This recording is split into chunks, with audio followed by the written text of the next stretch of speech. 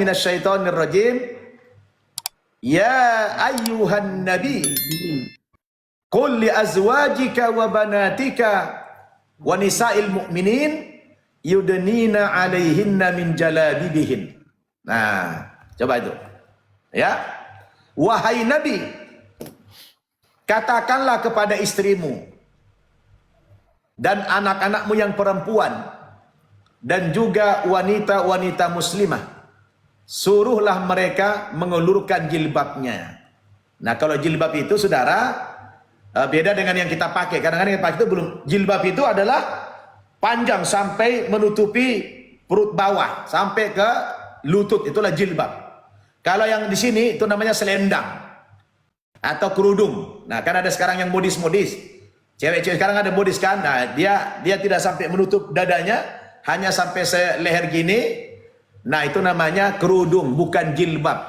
Nah, jilbab dalam definisi fikih adalah pakaian yang menutup aurat perempuan sampai di bawah perutnya itu. Itulah jilbab. Ya. Kalau hanya di sini bukan jilbab namanya, tapi itu namanya kerudung, ya. Itu namanya kerudung. Wah, ini luar biasa keras. Keras sekali hukuman ini. Kalau wanita Kristen tidak mau menutupi rambutnya, maaf, maka dia hakikatnya telah menghinakan kepalanya tadi. Maka solusinya, kalau dia tidak mau berjilbab, menutup kepalanya dengan pakaian, maka rambutnya dibotak semuanya itu. Nah, jadi ini saudara-saudara bukan main-main. Hukum-hukum yang semacam ini, pertanyaan saya, yang praktek siapa ini semua dari tadi? Siapa yang praktek ini?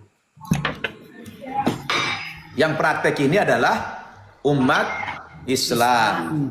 Ajaran Islam lah yang memerintahkan ini untuk dipraktekkan. Nah, kemudian lanjutkan tentang hukum sunat.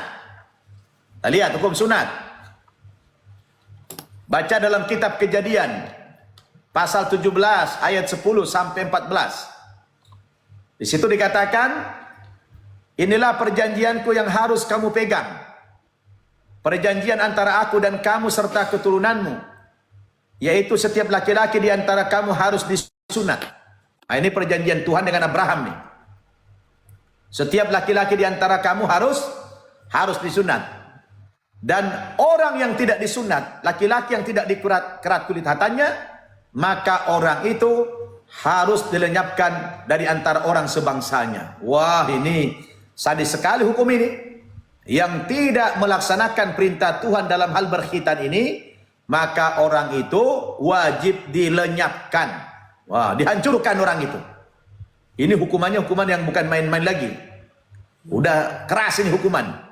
Sadis. Sadis. Itu sebabnya keturunan-keturunan Abraham itu disunat. Ishak.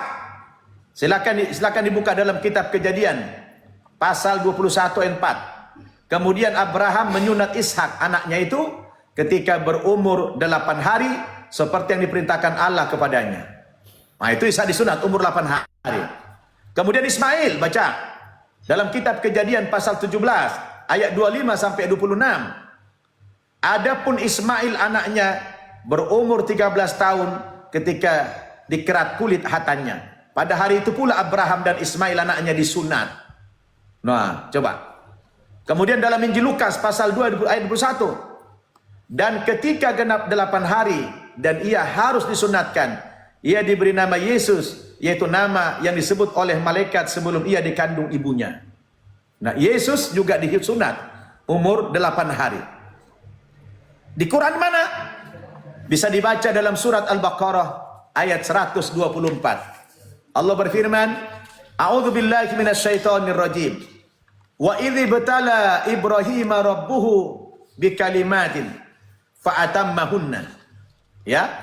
Ingatlah ketika Allah Subhanahu wa taala menguji Nabi Ibrahim dengan beberapa kalimat, lalu kalimat itu ditunaikannya.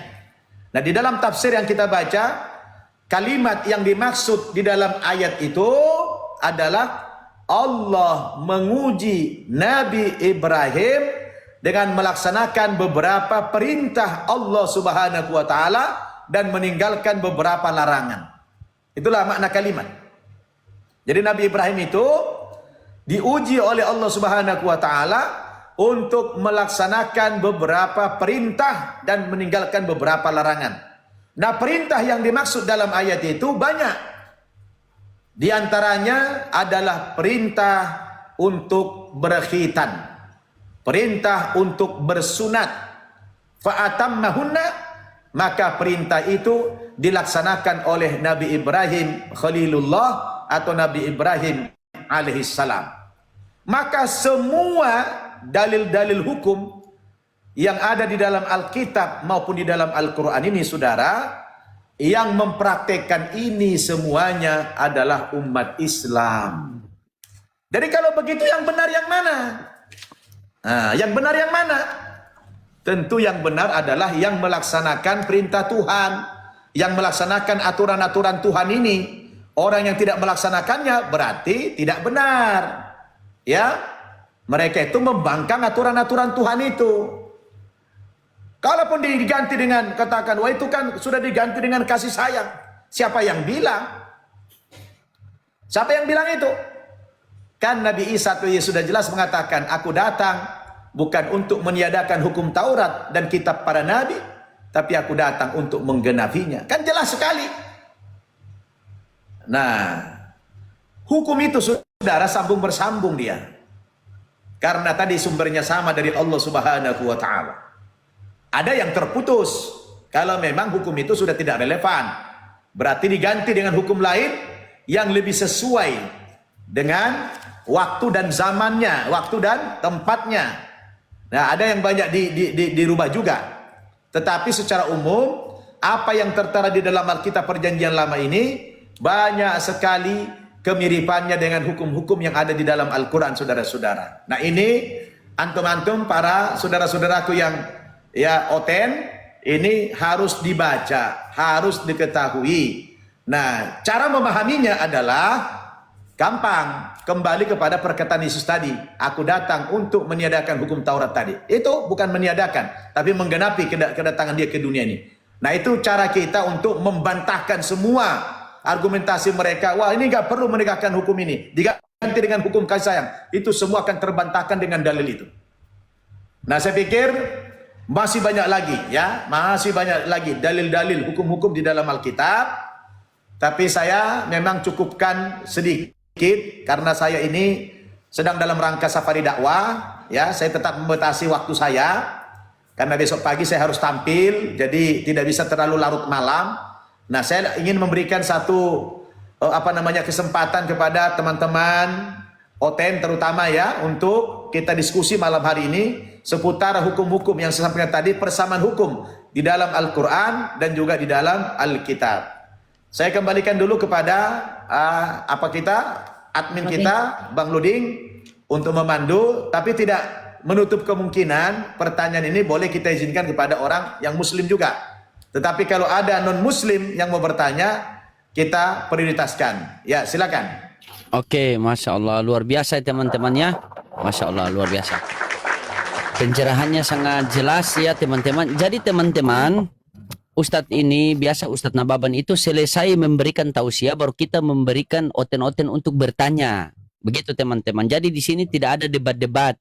Silakan Kristen naik untuk bertanya. Begitu teman-temannya. Yang tadi tepin-tepin kapan debatnya, kapan debatnya. Sekali-kali kita juga butuh siraman rohani dari para Ustadz. Begitu. Betul. Ya, silakan. Siapa Bang Perjuangan? Selamat malam. Bang Perjuangan, Islam Kristen. Bang Perjuangan. Bang Perjuangan. Aduh, tidak ada. Ya. Ya, kayaknya lagi turun. Oke, kita turunkan saja. Siap, mungkin ada teman-teman Kristen di bawah yang mau naik, mau bertanya. Yang Muslim juga, kalau kalian mau naik, mau bertanya, silakan. Ya, bertanya sama Ustadz bagaimana persamaan antara Quran dan Taurat ya. Kalau sama Bible itu memang sudah tidak sama. Perjanjian baru memang sudah tidak sama ya Ustadz. Apakah Ya. ini persamaan yang Ustadz sampaikan ini apakah hanya di apa Ustadz di perjanjian lama sementara perjanjian baru tidak? Ya, di perjanjian baru itu kan tidak ada bicara hukum. Oh Nggak iya ada. iya. Di perjanjian baru itu semua adalah hukumnya kasih sayang saja. Karena perjanjian betul. baru ini lebih dominan di situ adalah perkataan Paulus dan murid-muridnya. Oke, Ya siap. kan?